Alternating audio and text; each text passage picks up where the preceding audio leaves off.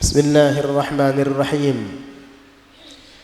الحمد لله القوي القدير السميع البصير اللطيف الخبير، وصلى الله وسلم على البشير النذير سيدنا وحبيبنا وشفيعنا ومولانا محمد السراج المنير، وعلى آله وصحبه من يومنا هذا إلى يوم المصير. اللهم صل وسلم على سيدنا محمد نورك الساري ومددك الجاري، واجمعنا به في كل أطوارنا، وعلى آله وصحبه يا نور.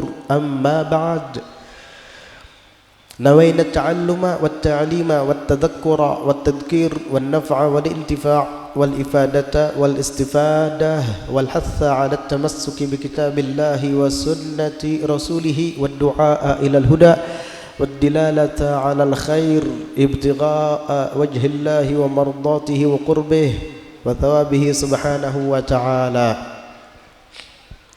قال شيخ المصنف رحمه الله تعالى ونفعنا به وبعلومه وأسراره في الدارين آمين. رضي الله عنكم.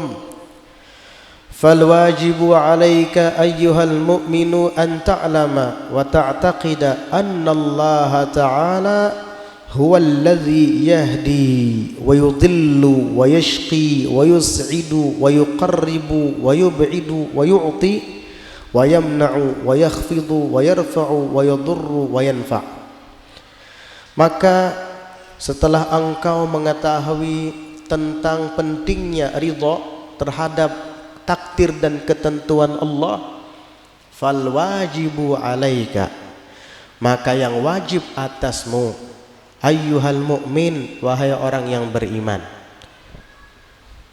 Beliau Al-Habib Abdullah Al-Haddad mengajak kita sebagai orang yang beriman untuk melaksanakan kewajiban ini. Apa?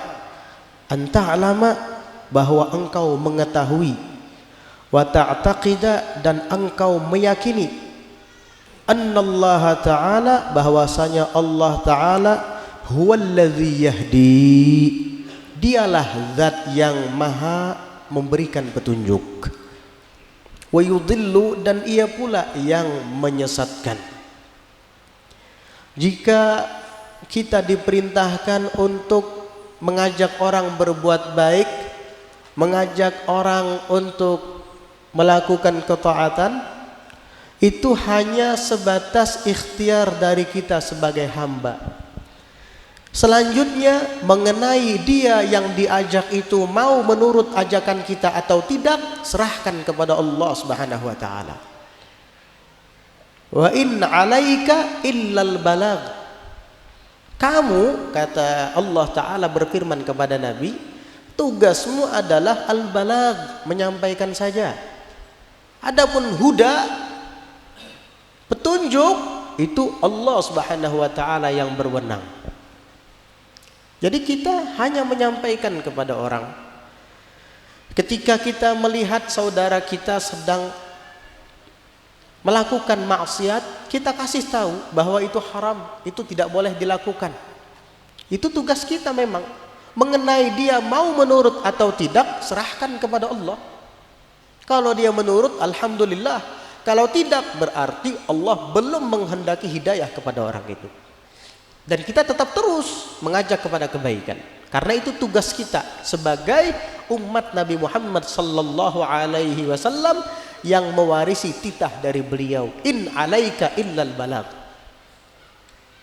Jadi begitu. Kita tidak bisa memaksakan orang supaya mau mengikut kebenaran.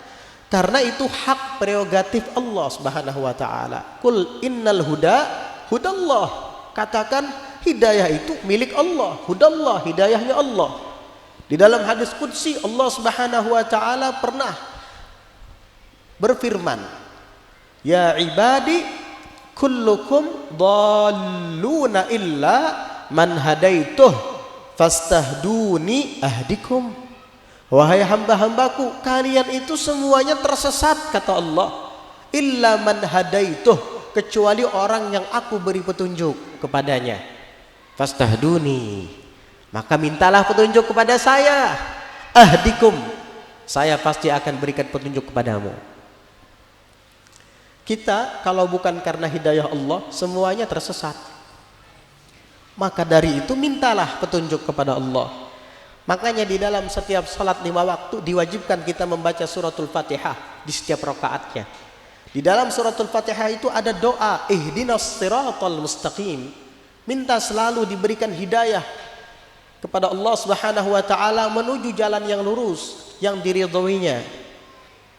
Begitu. Karena hidayah milik Allah Subhanahu wa taala. Wa yudhillu, dan ia pula yang menyesatkan. Man yahdihillahu fala mudhillalah wa may yudlil fala hadiyalah. Orang yang diberikan petunjuk oleh Allah, maka tidak ada yang bisa menyesatkan orang itu. Siapapun, manusia, jin, semuanya yang terdahulu dan yang kemudian berkumpul dalam satu barisan ingin menyesatkan orang yang diberi hidayah oleh Allah, tidak akan pernah bisa sesat.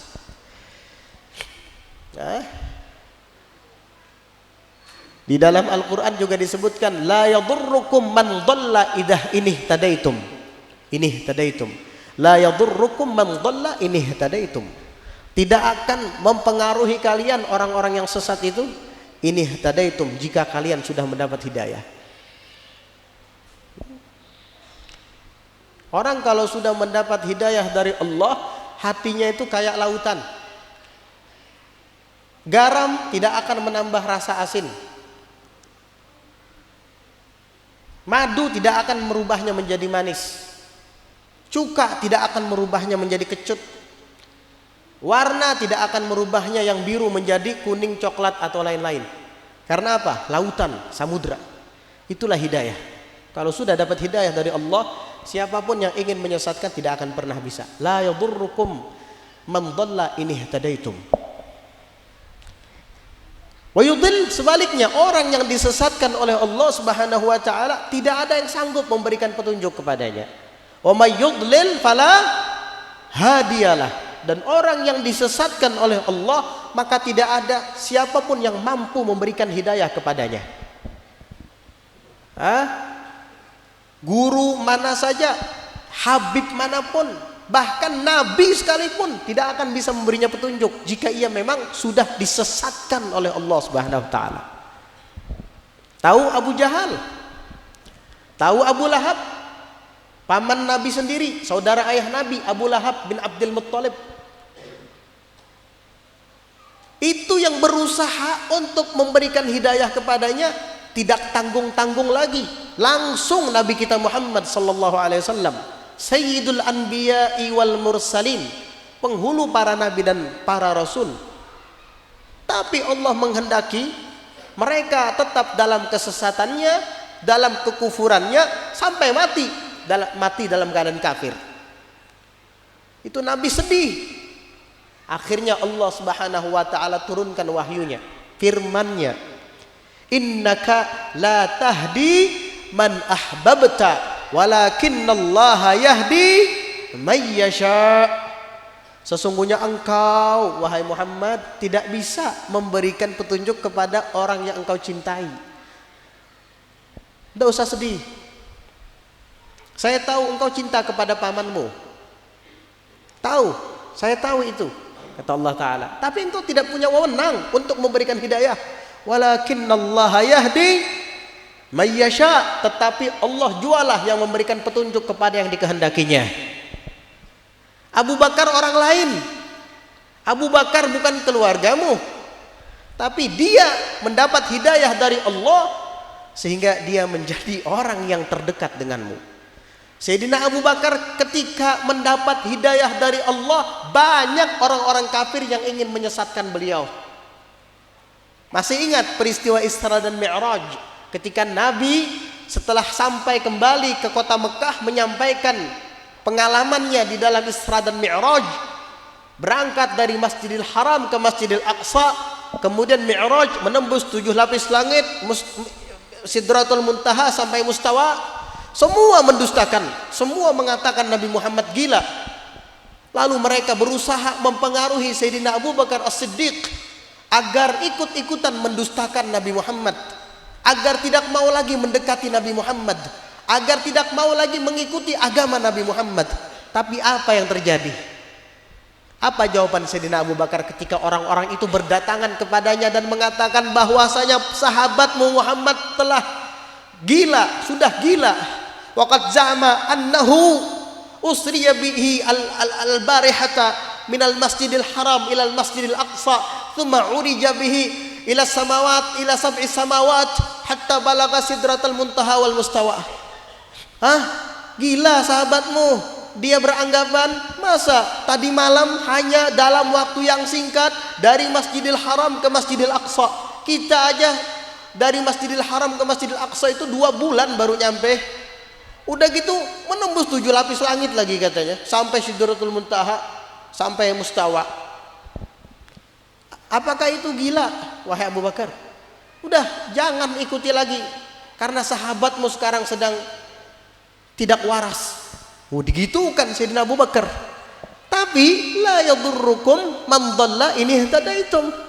Tidak akan bisa mempengaruhi kalian orang yang sesat itu jika kalian sudah dapat petunjuk. Apa jawaban Sayyidina Abu Bakar? La in qala dzalika Muhammad fa ana usaddiquhu. Jika yang mengatakannya adalah memang betul Muhammad, saya percaya. Wa inni usaddiquhu ala ab'ada min dzalik. Saya percaya jika yang mengatakan itu wahai Muhammad lebih jauh daripada itu. Kalau cuma khabarul ardi, berita bumi saja, ya saya percaya. Jangankan berita bumi, khabarus sama, berita langit saja saya percaya. Berita langit yang disampaikan oleh Nabi Muhammad saya percaya, apalagi cuma berita bumi. Itu semua orang-orang yang ingin mengajak Sayyidina Abu Bakar kufur, sesat. Mereka kembali bubar ke rumah masing-masing dalam keadaan hampa, tidak berhasil. Itulah keimanan, itulah hidayah. Jika sudah melekat di hati, laksana samudra, tidak akan pernah berubah warnanya, walaupun warna-warni mencoba untuk merubahnya. Tidak akan pernah berubah rasanya, walaupun macam-macam bentuk rasa dilarutkan di tengah-tengahnya, tetap rasanya begitu, tidak akan berubah. Hidayah. Wa may yudlil fala hadiyalah. Sebaiknya orang yang disesatkan Allah tidak ada yang bisa memberi petunjuk. Itu sampai Sayyidina Abu Bakar pernah mengatakan, beliau meratapi Nabi Muhammad sallallahu alaihi wasallam, wallahi la islamu Abi Lahabin ahabbu min islami Abi Quhafah, ahabbu ilayya min islami Abi Quhafah. Apa kata Sayyidina Abu Bakar? Demi Allah, seandainya Abu Lahab masuk Islam, itu lebih aku sukai daripada Abu Quhafah. Siapa Abu Quhafah? Ayahnya sendiri, ayah Sayyidina Abu Bakar. Islamnya Abu Lahab itu lebih aku sukai daripada Islamnya ayahku, kata Sayyidina Abu Bakar. Loh kok bisa?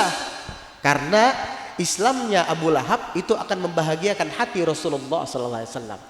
Sementara Islamnya Abu Quhafah, ayahku, hanya aku yang gembira. Dan kegembiraan Rasulullah itu yang aku utamakan ketimbang kegembiraanku pribadi. Segitu cintanya Sayyidina Abu Bakar kepada Nabi Muhammad SAW. Andai kata bisa dipilih antara Abu Quhafah ayahku dan antara Abu Lahab masuk Islam, aku memilih Abu Lahab aja yang masuk Islam. Karena itu akan membahagiakan hati Nabi Muhammad SAW. Makanya para sahabat itu sering mengatakan kepada Nabi, bi abi anta wa ummi, bi abi anta wa ummi, demi ayahku, demi ibuku engkau wahai Rasulullah, ayah ibuku tebusannya ya Rasulullah. Begitu para sahabat itu kalau ingin meyakinkan perkataannya, mereka membawa-bawa nama orang tua, ayah ibuku rela jadi tebusannya untukmu ya Rasulullah. Begitu. Semua ingin membahagiakan hati Nabi Muhammad sallallahu alaihi wasallam. Mudah-mudahan kita termasuk umat yang membahagiakan beliau. Dan beliau bahagia dengan berkat kita insyaallah. Apalagi ini di bulan Rabiul Awal, bulan kelahiran Nabi Muhammad sallallahu alaihi wasallam. 10 hari yang lalu rasanya masih teringat dan terbayang ulun ziarah ke kota Al-Madinatul Munawwarah. Ini hari kelima setelah pulang dari umrah ini, hari ini. Oh, hari ke-6. Sekitar 10 hari yang lalu lah. Masih terbayang diingatan. Kita salam kepada Nabi dan kita juga sampaikan salam dari jamaah kita kepada Nabi Muhammad sallallahu alaihi wasallam. Mudah-mudahan itu dijawab oleh beliau sallallahu alaihi wasallam. Mudah-mudahan pian yang belum pernah melangkahkan kaki untuk berziarah ke sana, Allah panggil bisa sampai ke sana bersama-sama insyaallah. Amin ya rabbal alamin.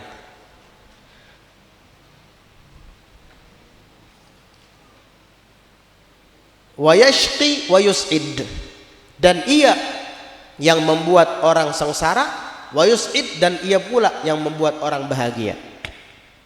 Allah yang membuat mereka celaka, Allah yang membuat mereka beruntung. Wa yuqarribu, dan ia pula yang membuat orang-orang dekat di sisinya. Wa yub'idu, dan ia pula yang membuat orang-orang jauh daripada sisinya. Kita sebenarnya sembahyang, baca Quran itu wasilah untuk taqarrub ilallah, untuk bisa dekat kepada Allah. Yang mendekatkan kita pada hakikatnya ya Allah, bukan sholat kita itu, bukan bacaan Quran kita itu, bukan zikir kita itu perantara saja. Ibarat kata kita itu mengemis kepada Allah supaya didekatkan di sisinya. Dengan cara apa? Berzikir tadi. Dengan cara apa? Sholat tadi. Supaya Allah berbelas kasih kepada kita, lalu ia dekatkan kita di sisinya. Jadi yang maha mendekatkan pada hakikatnya itu bukan amalan kita, tetapi murni Allah subhanahu wa ta'ala semata. Tapi jangan salah, kalau kayak gitu saya gak usah beramal lagi. Bukan, justru amal itu wujud rasa harapan yang besar dari seorang hamba untuk bisa dekat di sisinya. Lalu Allah nanti akan berbelas kasihan kepada kita sehingga kita akan didekatkan di sisinya. Kita kalau lagi sedang memegang ikan, iya, kucing itu langsung mendekat aja di kaki kita. Dia gesek-gesekan badannya ke kaki kita. Apa karena kucing sayang dengan kita, ingin bermanja-manja dengan kita? Bukan, karena ikan yang ada di tangan kamu itu. Maksudnya kasih saya ikan itu, gitu. Nah, kita bermanja-manja dengan Allah melalui salat, melalui puasa, melalui qiraatul Quran, melalui zikir, yaitu supaya rahmatnya itu dicurahkan kepada kita, lalu kita didekatkan di sisinya. Ya kayak kucing lah mengharap ikan dari seseorang yang sedang membawa ikan.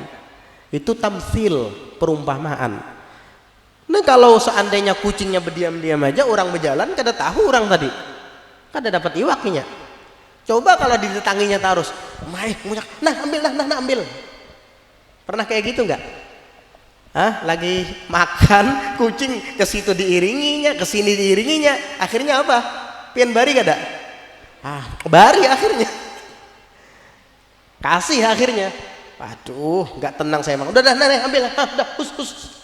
Kasih kan. Nah, kita jangan bosan kayak kucing juga. Terus mengemis kepada Allah melalui salat, melalui qiyamul lail, melalui baca Quran, melalui zikir, biar Allah Subhanahu wa taala mencurahkan rahmatnya, kasih sayangnya, belas kasihnya untuk kita. Itu harapan kita di balik salat. Makanya Nabi pernah bersabda, "Ma minkum min ahadin yunajjihi amaluh." Tidak ada seorang pun di antara kamu yang diselamatkan oleh amalnya. Amal kita, ya Rasulullah, tidak bisa menyelamatkan kita. Iya, kata Nabi. Akhirnya mereka bertanya, "Wala anta ya Rasulullah?" Engkau juga begitu ya Rasulullah? "Wala ana." Iya, saya juga begitu. Amal saya tidak bisa menyelamatkan saya, kata Nabi. Apalagi amal kita yang gak ada apa-apanya. Kalau amal Nabi pasti diterima. Kalau amal kita masih tanda tanya antara diterima dan ditolak. Nabi mengatakan, "Wala ana illa." Tapi ada pengecualian di sini. Apa kata Nabi? "An yataghammadani Allahu minhu birahmah." Kecuali Allah limpahkan, Allah curahkan kepada saya dengan rahmatnya. Wah, Nabi itu rahmat begongan sudah, rahmatan lil alamin. Ada yang salah paham. Kalau amal ibadah tidak bisa menyelamatkan seseorang, kalau gitu nggak usah lagi sudah ibadah, nggak usah lagi dah, nggak bisa menyelamatkan juga. Salah.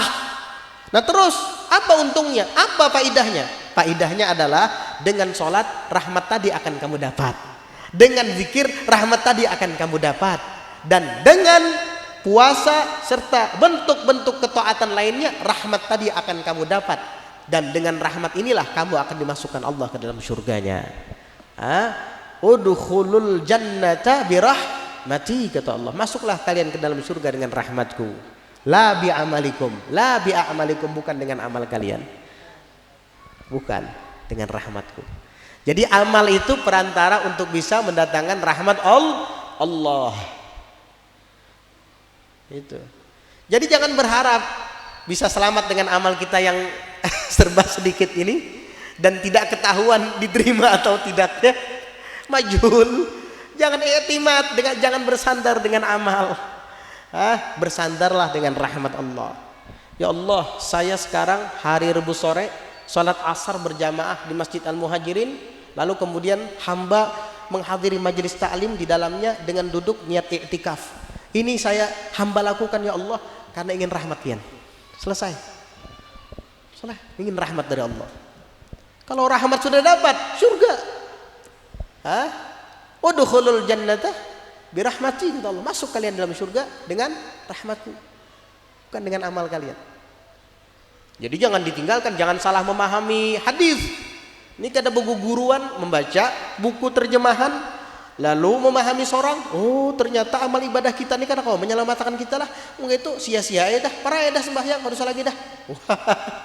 Kamu sih memahami dengan otakmu sendiri, tidak berguru, baca hadis terjemahannya tapi tidak ada guru yang mengajarinya, sesat akhirnya. Naudzubillah min dzalik. Padahal faidah dari amal itu walaupun ya secara langsung tidak bisa menyelamatkan kita dari azab Allah, tapi ia menjadi perantara untuk mengundang datangnya rahmat Allah. Nah, rahmat Allah inilah yang kelak akan menyelamatkan kita daripada siksanya.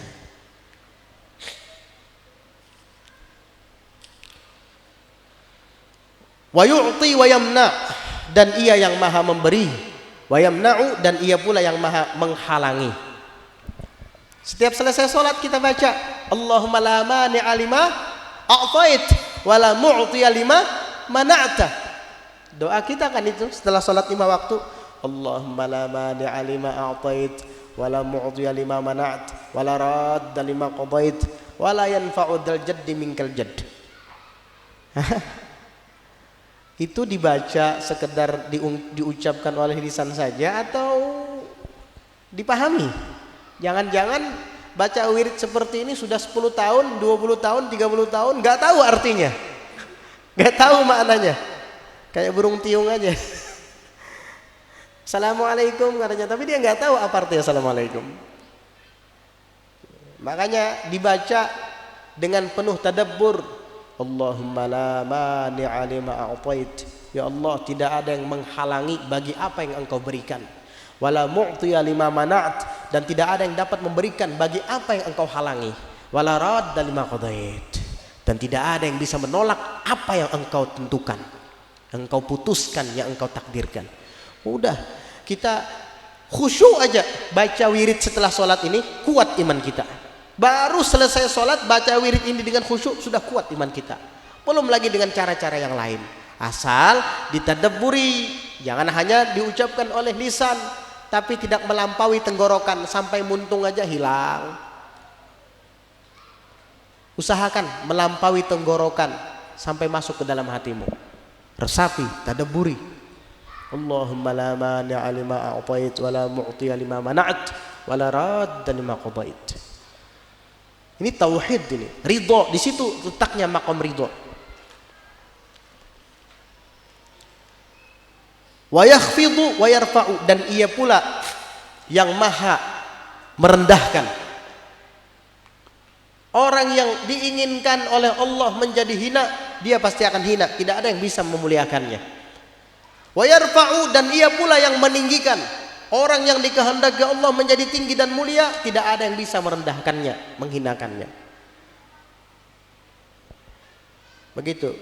Man kana yuridul izzata falillahil izzatu jami'a. Yang menginginkan kehormatan, maka kehormatan itu semuanya milik Allah Subhanahu wa taala. Yang dikehendaki Allah mulia, tidak ada yang bisa menghinakan. Yang dikehendaki Allah taala hina, tidak ada yang bisa memuliakan. Begitu.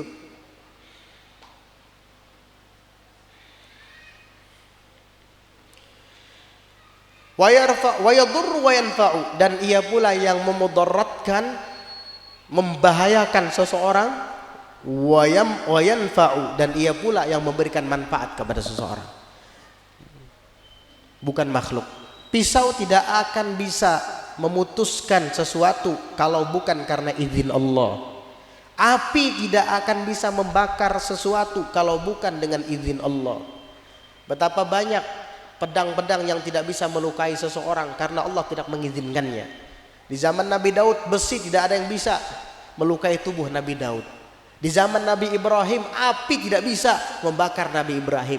Karena yang membakar pada hakikatnya, yang memotong dan melukai pada hakikatnya bukan api, bukan pisau, tapi Allah Subhanahu wa taala. Ombak tidak akan bisa menyerang kapal hingga karam kalau bukan dari Allah, kalau bukan karena izin Allah. Badai bisa bergerak, bisa menghantam kapal, itu izin Allah itu.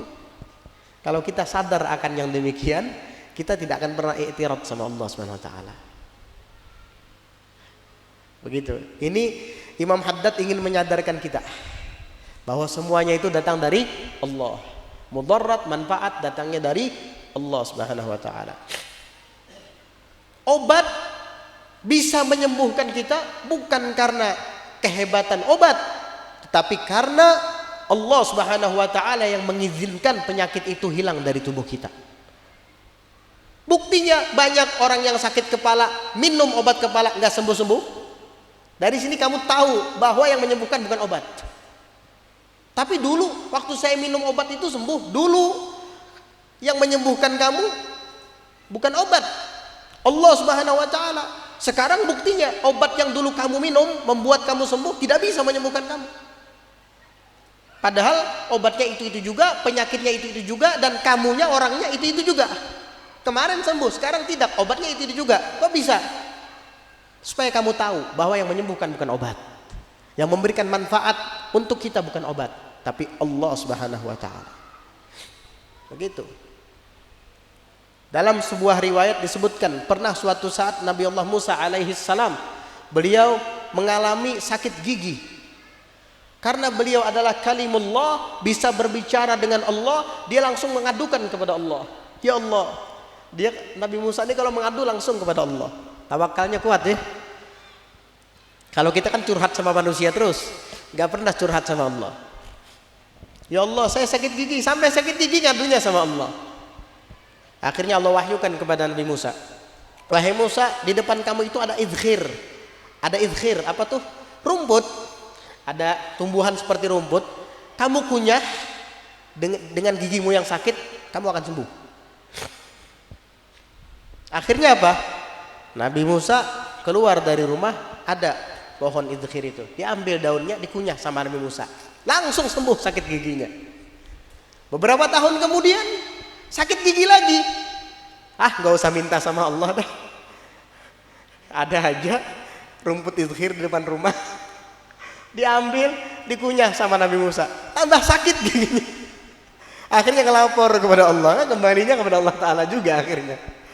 Akhirnya, ya Allah, ini gigi saya semakin membengkak. Dulu engkau perintahkan saya untuk mengunyah rumput yang ada di depan rumah itu. Saya kunyah, sembuh. Ini sekarang bukan malah sembuh, tambah bengkak. Akhirnya diwahyukan oleh Allah kepada Nabi Musa. Wahai Musa, dulu itu kamu mengunyahnya atas perintahku. Tapi kali ini kamu mengunyahnya atas kemauanmu sendiri. Ya nggak bisa sembuh. Karena yang maha menyembuhkan, yang maha memberikan manfaat, Allah Subhanahu wa ta'ala, bukan rumput itu. Baru Nabi Musa sadar. Ini pelajaran. Tambah kuat tauhid Nabi Musa kepada Allah Subhanahu wa ta'ala. Itulah kita. Kita ini harus belajar terus setiap hari. Harus belajar dari hidup, belajar dari pengalaman. Dulu saya sembuh minum obat itu. Sekarang kok nggak sembuh lagi? Penyakitnya sama, obatnya sama, orangnya saya juga. Sadarilah bahwa yang menyembuhkan pada hakikatnya adalah Allah Subhanahu wa taala, bukan obat itu. Huwallazi yud'imuni wa yasqin wa idza maridtu fahuwa yashfin. Ini Nabi Ibrahim kuat sekali tauhidnya. Huwallazi yut'imuni wa yasqin. Dia yang memberiku makan dan dia Allah yang memberiku minum. Bukan air, bukan nasi yang mengenyangkan perutku. Allah pada hakikatnya. Dia yang beriku makan, dia yang beriku minum. Wa idza maridtu, dan apabila aku sakit, fahuwa yashfin, maka ialah yang menyembuhkan aku, bukan obat, bukan tabib, dokter atau mantri. Itu semua hanya perantara. Bukan berarti gak usah berobat lagi, enggak, tetap berobat. Tetap kita mengambil perantara, tetapi kita meyakini kesembuhan yang kita terima itu datangnya dari Allah, bukan dari perantara tadi. Itu hanya sekedar ikhtiar saja. Nah, setelah kita disadarkan oleh Imam Abdullah Al-Haddad, kita dinasihati lagi sama beliau. Fa idza alimta dzalik, maka apabila engkau mengetahui itu, kamu sudah tahu kan bahwa yang memberi hidayah itu Allah, yang menyesatkan itu Allah, yang menyembuhkan itu Allah, yang membuat kita sakit Allah, yang membuat kita sengsara Allah, yang membuat kita bahagia, membuat kita gembira Allah Subhanahu wa taala. Kamu tahu itu, wa amanta bihi, dan kamu beriman dengannya, fal wajibu alaika, maka yang wajib atasmu setelah tahu tadi, obat bukan dia yang menyembuhkan tapi Allah. Badai menghantam kapal milikmu sampai pecah bukan karena kehendak badai itu, tapi atas izin Allah. Rumahmu kebakaran bukan api itu yang membakar pada hakikatnya, tetapi atas izin Allah. Itu ketentuan Allah. Pisau melukai bukan karena pisaunya yang hebat, tetapi atas izin Allah Subhanahu wa taala. Kamu tahu akan hal itu dan kamu mengimaninya, fal wajibu alaik, maka yang wajib atasmu alla ta'taridha 'ala Allah, maka engkau tidak membangkang, tidak boleh membangkang, tidak boleh memprotes 'alallahi, atas Allah, fi syai'in, pada sesuatu pun, min af'alihi, daripada perbuatan-perbuatannya, la zahiran wala batinan, tidak secara zahir. Secara zahir apa? Mengeluh, kau kenapa kayak ini yo, umai han. Nah, amunnya aku anu kada kesini tadi, kada mungkin aku kecelakaan. Ini umai gara-gara ini, nah, nggak ada lagi sudah seperti itu, nggak ada lagi sudah. Kenapa yo? Bagaimana ini? Jakanya hidup arwah jaka.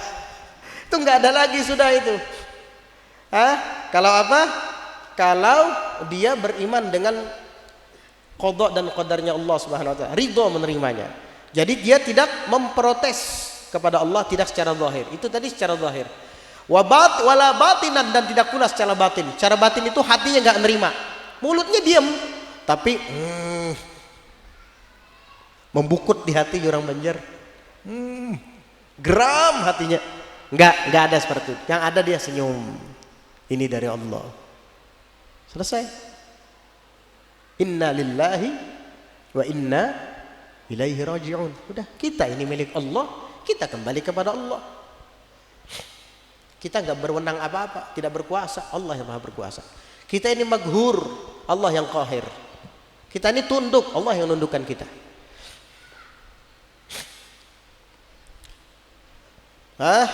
Walisanul i'tirab, dan lidah protesan, lidah pembangkang itu, antakula, kamu misalnya mengatakan, lima kana hada, kenapa terjadi ini?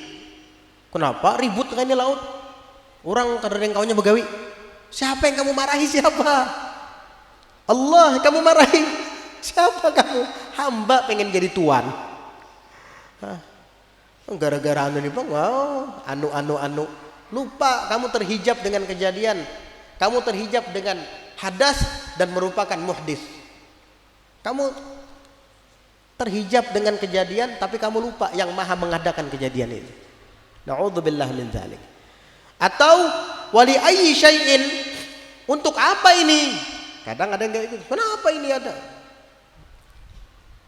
Wali ayyi syai'in kana hada, untuk apa sesuatu ini ada? Kana hada, ini terjadi, untuk apa diciptakan? Dulu ada orang melihat lipas khunfus, lipas, kecoa. Ya Allah, ini binatang menjijikkan. Semua orang kalau ngelihat kabur. Apa gunanya binatang ini diciptakan? Gak ada manfaat sama sekali.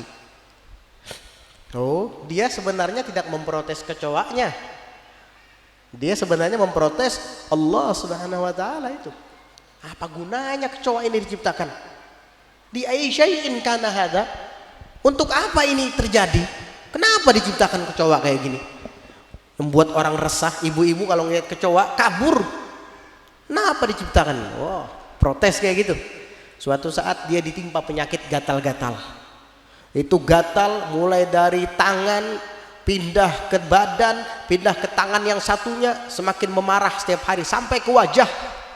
Bintik-bintik semua di sekujur tubuhnya, gatal-gatal dia. Berobat ke situ kemari, nggak sembuh-sembuh. Berobat ke situ kemari nggak sembuh-sembuh. Bingung dia, sudah hampir putus asa. Akhirnya ada seorang darwish, seorang pelancong sedang berjalan, pengembara, orang soleh, sufi. Akhirnya ada keluarganya yang menganjurkan kepada bapak yang gatal-gatal ini tadi. Tuh, ada seorang pengembara, barangkali dia orang soleh dan bisa mendoakan kamu supaya sembuh. Kita panggil yuk. Panggil kata dia. Tubuhnya itu penuh dengan koreng sudah, karena gatal-gatal. Subhanallah. Akhirnya seorang pengembara tadi mampir ke rumahnya karena dipanggil kan, dan dihadapkan kepada si bapak yang gatal-gatal tadi. Dia kasihan melihat tubuhnya seperti itu. Akhirnya bapak tadi bilang, oh, penyakit ini mudah disembuhkan. Oh, apa obatnya? Kamu nanti cari kecoa dan bakar sampai jadi arang, usapkan ke tubuhmu, kamu sembuh pasti. Kaget dia. Akhirnya dipraktekkan, dicari kecoa yang sudah mati-mati membusuk itu, dibakar jadi arang, lalu kemudian dioleskan ke tubuhnya. Ternyata setelah kering langsung sembuh dia dari penyakit gatal-gatalnya itu. Padahal sudah bertahun-tahun berobat ke situ kemari sampai menjadi koreng, sampai membusuk, nggak sembuh-sembuh. Tapi begitu kecoa dibakar jadi arang dan dioleskan ke tubuhnya, langsung sembuh. Baru dia sadar bahwa ini adalah pelajaran dari Allah Subhanahu wa taala, karena dia beberapa waktu yang lalu menghina seekor kecoa. Ternyata itu bermanfaat untuknya. Dia tidak tahu pelajaran dari Allah. Ya pian jangan praktek nanti pulang di rumah. Ini pelajaran untuk dia ini sebenarnya. Kalau ya kena pian praktek, nah aku gatalan lah. Lalu pian bakar kecoa nanti. Nah, akhirnya nanti pian tambah gatal. Nah ini pelajaran bagi dia, biar dia tidak protes lagi sama makhluk Allah Subhanahu wa taala. Ini kecoa mati ya, kalau kecoa hidup jangan dibakar, nggak boleh. Membunuh apa? Makhluk dengan api atau arus api seperti listrik, makruh hukumnya. Karena Nabi bersabda, la tu'adzibu bi'adzabillah. Janganlah kalian mengazab dengan azabnya Allah, yaitu dengan api. Kemudian wa halla kana hadza kadza wa halla kana, dan tidakkah ini terjadi kadza seperti ini? Maksudnya harusnya ini seperti ini. Kenapa begini? Harusnya begini. Salah ini. Yaitu tadi ada orang yang suka protes melihat pohon kesturi. Tahu pohon kesturi? Kesturi ganal nggak pohonnya? Lebih ganal dari mangga itu. Ganal pohonnya. Sekalinya buahnya halus-halus. Melihat semangka besar-besar, iya, tapi pohonnya kecil. Wah ini nggak adil ini. Mestinya kalau buah besar kayak gini, pohonnya harus besar kayak gini. Buah kecil kayak gini, cukup kayak gini pohonnya, kata dia. Protes. Ini namanya halakana hadza kada. Halakana hadza kada. Tidakkah ini jadi seperti ini aja? Mestinya pohon kesturi ini yang berbuah semangka, dan pohon semangka ini berbuah kesturi. Kecil buahnya kecil juga, besar buahnya besar juga. Salah ini kata dia. Akhirnya dia kecapean, kelelahan, capek. Berteduhlah di bawah pohon kesturi tadi, bersandar, teguring bersandar.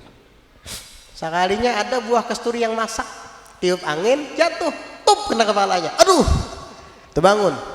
Ya Allah, kesturi jatuh. Baru dia sadar. Untung kesturi nang gugur, lain semangka. Coba kalau semangka yang jatuh. Untung kesturi yang gugur bukan semangka. Ya Allah, akhirnya dia taubat kepada Allah Subhanahu wa taala. Nah, coba kalau seandainya sesuai dengan keinginannya, pohon kesturi berbuah semangka, pohon semangka berbuah kesturi. Yang gugur ke kepalanya semangka. Tasilahu gulu.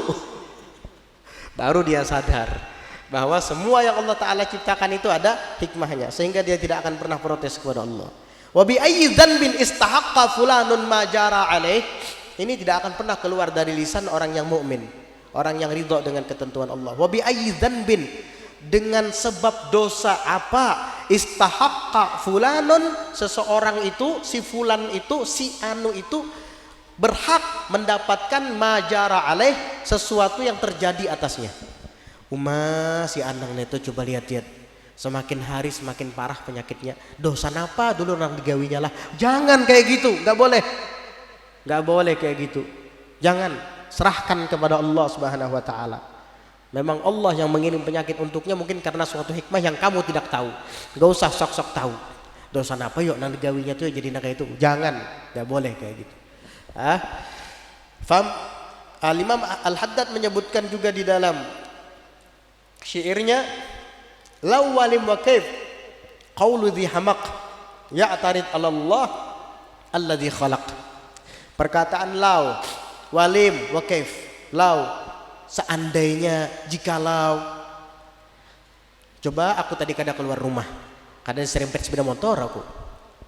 Coba tadi kalau aku kada umpat-umpatan duduk di warung tuh, kada umpat kecelakaan, ada motor misalnya melanggar warung, luka-luka orangnya kena, coba aku kada umpat situ. Nya kawa di law-lawakan bang, sudah ketentuan Allah itu. Law, walim, lim, kenapa aku terlahir ke dunia ini? Hanya menanggung beban derita. Ada apa ente? Wal lima. Law walim wa kaif, bagaimana mungkin? Kok bisa ya? Qaulu dhi hamaq, itu perkataan orang dungu, itu perkataan orang bodoh, kata Imam Haddad. Ya'tarid 'ala Allahi alladzi khalaq, dia telah memprotes Allah yang menciptakannya. Naudzubillah min dzalik. Orang yang mukmin, yang pandai tidak mungkin seperti itu. Faman ajhalu mimman ya'taridu 'ala Allahi fi mulkihi wa yunazi'uhu fi sultanihi wa huwa ma'a dzalika ya'lamu annahu ta'ala huwal munfaridu bil khalqi wal amri wal hukmi wa tadbir yaf'alu ma yasha wa yahkumu ma yurid. Kata Imam Haddad, faman ajhalu, siapakah orang yang lebih bodoh, mimman ya'taridu 'ala Allah, daripada orang yang memprotes atas Allah, fi mulkihi, dalam kerajaannya. Dunia dan seisinya, langit bumi ini semua kerajaan Allah. Allah itu maharaja, malikul muluk. Terserah mau menciptakan seperti apa, mau mentakdirkan apa, terserah. Raja itu berhak untuk mengatur di dalam kerajaannya. Kamu jangan sok mengatur Allah. Wa yunazi'uhu, dan menentangnya fi sultanihi, di dalam kekuasaannya. Bodoh sekali, kata Imam Haddad. Enggak ada orang sebodoh ini. Tidak ada orang sebodoh yang memprotes kehendak Allah dan yang menentang kekuasaannya. Wa huwa ma'adzalika, sedangkan ia bersamaan dengan itu, ya'lamu, mengetahui, annahu ta'ala, bahwasanya Allah ta'ala huwal munfaridu bil khalqi, dialah yang maha tunggal dengan menciptakan segala makhluk. Yang menciptakan kan hanya Allah semata. Ya kamu diciptakan dalam keadaan bertubuh pendek, ya itulah kehendak Allah. Mau bangkang, kenapa saya jadi cebol begini? Cutu orang tinggi-tinggi, gak bisa. Memang ciptaan Allah begitu, terima saja. Kenapa kulit saya hitam, hirang, orang putih-putih? Gak bisa, gak boleh kayak gitu. Iya. Kenapa rambut saya tipis, rambut orang tebel-tebel? Gak bisa, itu sudah kadar yang ditentukan oleh Allah Subhanahu wa taala. Ya. Dialah yang munfarid, yang maha tunggal, bil khalqi, dengan menciptakan, wal amri, dan memerintahkan, wal hukmi, dan menghukumi, wat tadbiri, dan mengatur. Yaf'alu ma yasha, ia melakukan apa yang ia kehendaki, wa yahkumu ma yurid, wa yahkumu ma yurid, dan ia yang menghukumi apa yang ia kehendaki. Raja itu menghukumi. Tidak ada yang bisa menghukuminya. Makanya la yus'alu amma yaf'al. Allah tidak akan pernah dipertanggungjawabkan, ditanyai dari apa yang ia perbuat. Wa hum yas'alun, tetapi mereka, sedangkan mereka siapa? Makhluk, kita ini yus'alun, kelak akan ditanyai, kelak akan dipertanggungjawabkan atas perbuatan masing-masing. Kalau Allah melakukan apapun, la yus'alu amma yaf'al, tidak akan pernah dipertanggungjawabkan apa yang diperbuatnya. Nah sekarang siapa yang berani menuntut Allah? Siapa? Ada lagi Tuhan di atas Allah? Nggak ada. Makanya dia melakukan apapun tanpa ada yang berani memprotes. Tapi kita hamba ketika melakukan perbuatan nanti akan dipertanggungjawabkan. Siapa yang akan menuntut kita? Allah Subhanahu wa taala. Kalau Allah tidak ada yang menuntutnya karena Dia yang Tuhan di atas segalanya. Bal minal wajibi alaik, bahkan termasuk kewajiban atasmu anta taqidah, bahwa engkau meyakini anna jami'a af'alillahi ta'ala, bahwasanya seluruh perbuatan-perbuatan Allah Ta'ala waqa'at ala wajhin, itu terjadi atas jalan, atas cara la ahkama minhu, tidak ada yang lebih kokoh darinya, wala a'dala, dan tidak ada yang lebih adil, wala afdala, dan yang tidak ada yang lebih afdal minhu, daripadanya, daripada jalan yang diciptakan oleh Allah itu, wala akmala, dan tidak ada yang lebih sempurna. Pokoknya apa yang Allah takdirkan untuk kita itulah yang sempurna, itulah yang sempurna, selesai. Nggak usah kita yang mengatur sendiri. Wah, coba kalau saya jadi orang kaya enak, kenapa saya harus jadi orang miskin? Jangan seperti itu. Belum tentu kamu sekarang jadi orang miskin rajin hadir ke majelis, kamu sekarang jadi orang miskin alhamdulillah masih bisa sholat 5 waktu.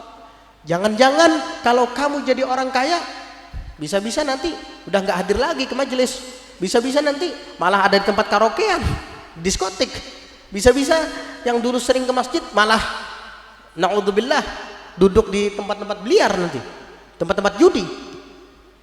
Syukuri ya yang ada, begitu.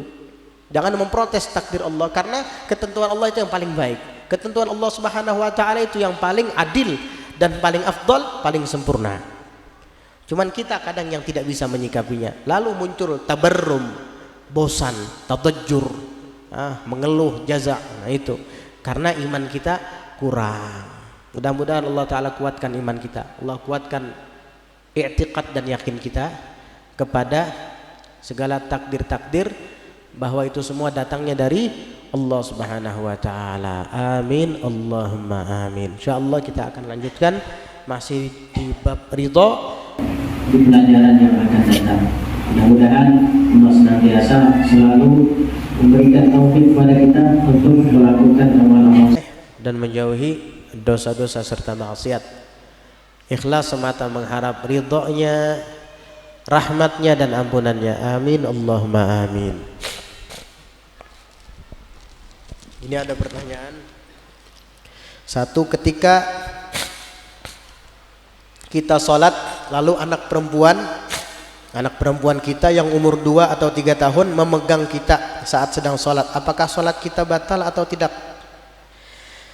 Kalau anak perempuan yang berumur 2 tahun tadi atau 3 tahun tadi tidak ada najis di badannya, nggak apa-apa, nggak batal. Ini yang menjadi tolak ukur itu bernajis atau tidaknya si anak. Kalau tubuhnya suci-suci saja, tidak ada najis, mau memegang kita, mau menghambini kita di belakang, nggak apa-apa, sah-sah saja sholat kita. Ya kalau di tubuh anak itu ada najisnya, misalkan anak perempuan tadi pipis, ya namanya baru umur 2 tahun pakai popok, ya najis berarti di tubuhnya, lalu memegang badan kita sedangkan kita sedang sholat, bagaimana hukumnya?